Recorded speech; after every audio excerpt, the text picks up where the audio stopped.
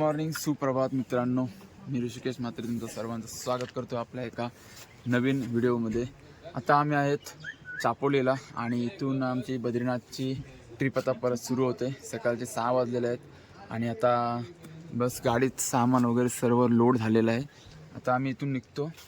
मध्येच कुठे नाश्ता करण्यासाठी थांबू, नाहीतर काहीतरी 7 का 8 तासाची रनिंग आहे. आणि काल तुंगनाथच्या जस्ट खालीच आम्ही म्हणजे थोडा पुढे आम्ही थांबलो होतो, इथं स्टे केला होता. आणि चला तर मग आता आज बद्रीनाथचं दर्शन आपण करूया.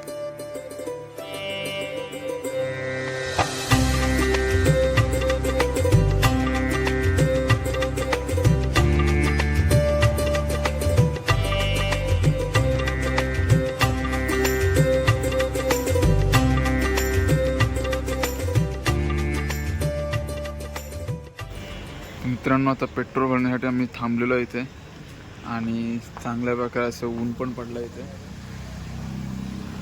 तर जरा पेट्रोल भरलं की आता आपला स्टार्ट होईल बद्रीनाथ.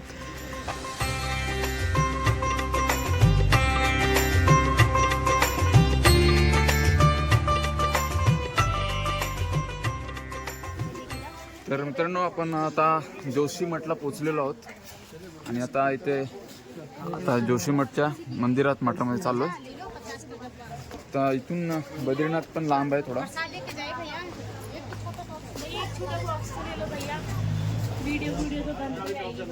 व्हिडिओ पहिला बनना चाहिए.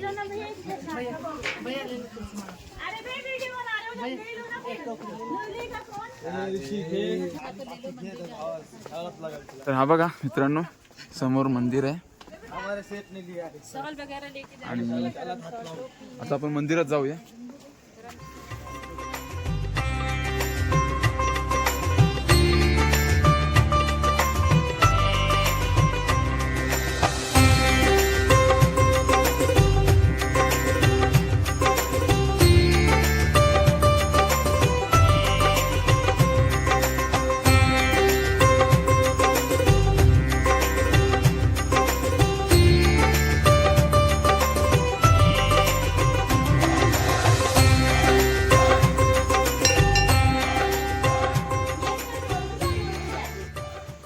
मित्रांनो, फायनली जोशीमठचे इथले दर्शन झालेलं आहे.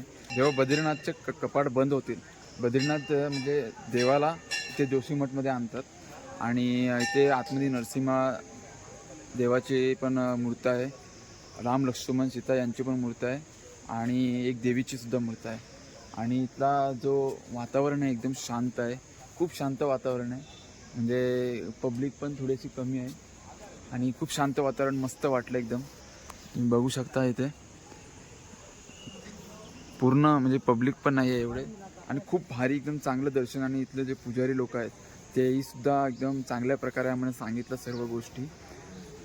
जिथे म्हणजे देवाची नरसिंह भगवानची जी मूर्ती आहे ती प्रत्येक वेळी छोटी छोटी होत जाते. असं बोलले की जेव्हा ही मूर्ती पूर्ण 0 होईल म्हणजे संपून जाईल, तेव्हा बद्रीनाथ जाण्याचा रस्ता जो आहे तो कायमचा बंद होऊन जाईल, अशी काहीतरी कथा आहे.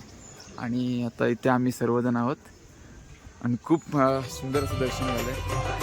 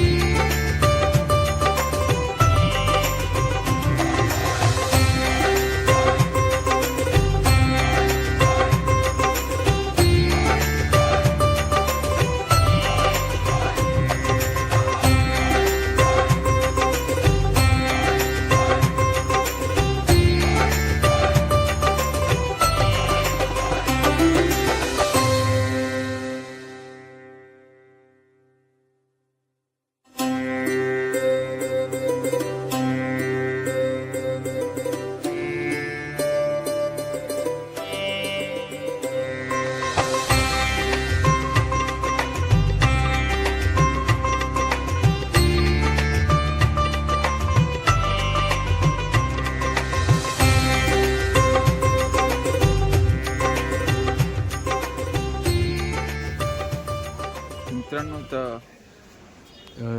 या मंदिराच्या जस्ट मागच्या बाजूला तुम्हाला 4-5 मंदिरं बघायला भेटतील. वासुदेव मंदिर, गणेश मंदिर, गौरीशंकर मंदिर, नवदुर्गा माता मंदिर आणि गरुड मंदिर.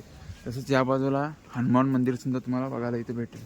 आणि खूप सारे असे मंदिर इथे आहेत. आणि जे जोशीमठचा हा एरिया आहे खूप शांत आहे आणि खूप चांगला आहे. बघा पूर्ण शांतता आहे या ठिकाणी. कुठल्याही प्रकारचं असं घाई गडबड नाही आहे आणि कुठल्याही प्रकारचं गोंधळ वगैरे नाही आहे. खूप चांगलं वातावरण आहे आणि खूप मन प्रसन्न झालं असं वातावरण या वातावरणात आम्हाला हा वातावरण आहे.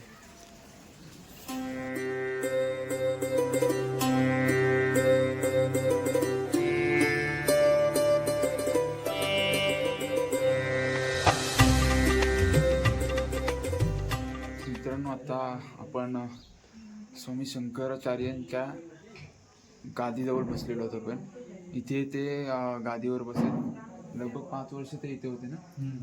5 वर्ष लगभग इथे होते. आणि इथे राहून त्यांनी केदारनाथ नंतर बद्रीनाथ अशा मंदिरांचा जीर्णोद्धार 4 धामांचा जीर्णोद्धार केलेला. हां